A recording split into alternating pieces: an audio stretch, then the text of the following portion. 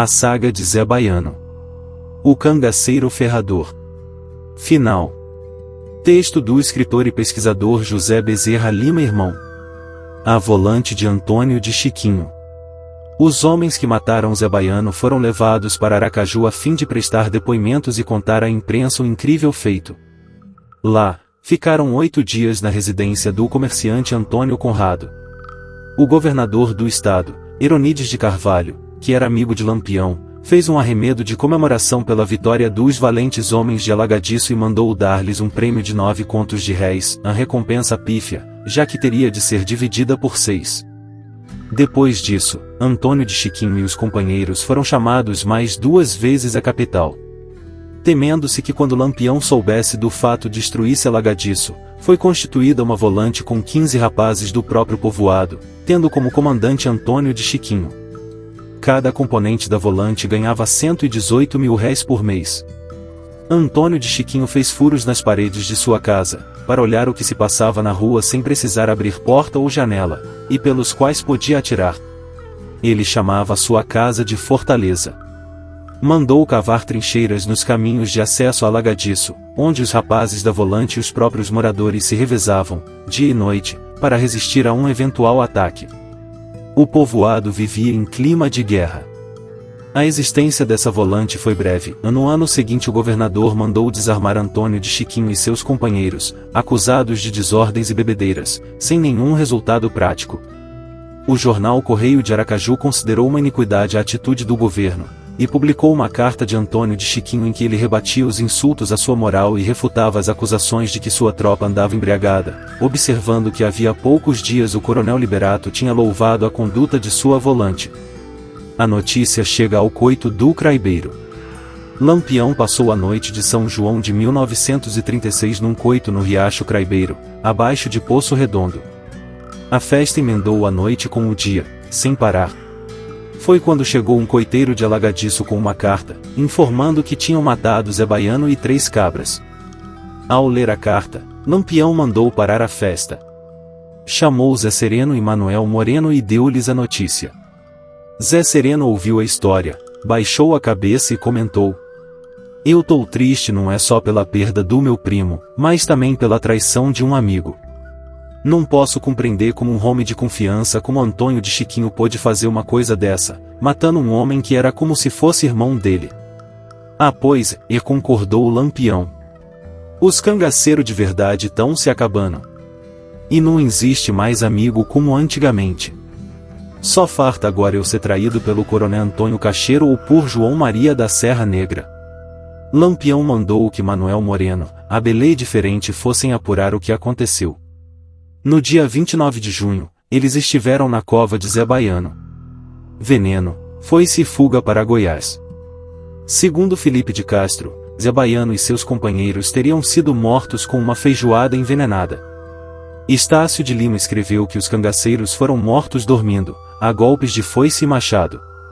A outra versão segundo a qual a história contada pelos coiteiros era tudo mentira, tendo Zé Baiano escapado vivo e fugido para Goiás, destino de todos os fugitivos aquele tempo, sendo morto em seu lugar um sósia dele.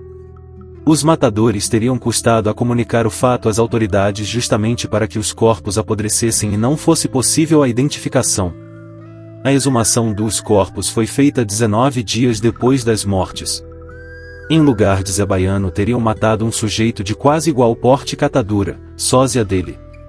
O pesquisador Antônio Amauri Correia de Araújo, que se tornou amigo de Zé Sereno, criança e outros ex-cangaceiros, tendo inclusive hospedado em sua casa em São Paulo por mais de 5 meses a legendária Dadá, viúva de Corisco, afirma que essa versão lhe foi narrada por Dadá e particularmente aceita pelo primo da vítima, Zé Sereno e outros antigos companheiros. Amauri considera que, embora não haja provas, é possível que tal versão seja verdadeira, dadas certas coincidências e circunstâncias que cercam o caso. Os matadores eram coiteiros de Zé Baiano, o mais rico dos cangaceiros. O próprio Antônio de Chiquinho acenara-lhe com a possibilidade de escapar, rico e incógnito, das garras dos inimigos e das malhas da lei. Como para viajar Zé Baiano precisava de uma roupa decente, no início de maio Antônio de Chiquinho pediu a um alfaiate que fosse à sua casa a fim de tirar as medidas do cangaceiro para fazer um terno. A roupa ficou pronta em 15 dias. Havia nas vizinhanças um caboclo chamado Acilino que vivia só com a mãe viúva. Quem o conheceu dizia que esse rapaz tinha a mesma altura e a mesma cor de Zé Baiano. Na noite de 6 de julho, véspera da morte de Zé Baiano, o cangaceiro esteve na casa da viúva e levou Acilino consigo. Dadá disse a Mauri que chegará a conhecer Acilino e confirmou sua semelhança física com Zé Baiano. E mais, Dadá revelou que quando soube dessa história esteve com a mãe de Acilino, que, chorando muito, lhe disse que Zé Baiano tinha levado o rapaz para morrer. Zé Baiano e Antônio de Chiquinho haviam marcado uma fatada para o dia seguinte. Zé Baiano embriagou os próprios companheiros e ajudou a matá-los. Acilino foi vestido com as roupas de Zé Baiano. Tiraram ou quebraram o incisivo central superior para propiciar o reconhecimento. Foi morto também outro indivíduo, de identidade ignorada. Zé Baiano combinou com Antônio de Chiquinho para somente espalhar a notícia do fato muitos dias depois. Teria sido por isso que os corpos somente foram exumados 19 dias depois da chacina. Culminando a farsa, o reconhecimento de Zé Baiano foi feito pelos próprios coiteiros. E o mais curioso é que os corpos foram reconhecidos apesar de estarem em adiantado estado de putrefação. Zé Baiano teria vivido algum tempo na região de Poços de Caldas, Minas Gerais, e depois foi dono de um restaurante na capital paulista, a Ronqueira. Embora Lampião procurasse restabelecer o equilíbrio de antes, as coisas não iam bem. Sergipe já não era mais o refúgio que fora tempos atrás. Apesar de a polícia sergipana fazer corpo mole, as autoridades não tinham controle sobre as volantes dos outros estados. As volantes de Zé Rufino e Odilon Flor revezavam-se em Carira, Alagadiço, Poço Redondo e Canindé. No dia 2 de setembro de 1936, 3 meses depois da morte de Zé Baiano, Lampião esteve no local da chacina. Pretendia invadir o povoado, dizendo que não ia deixar ninguém vivo, mas foi informado de que o povoado estava cercado de trincheiras. Considerou que não valia a pena correr o risco de invadir Alagadiço só por vingança. Todo o bando de Zé Baiano havia sido morto. Vingança não traria de volta o amigo. Maria Bonita ainda não havia se recuperado inteiramente do ferimento sofrido em Pernambuco.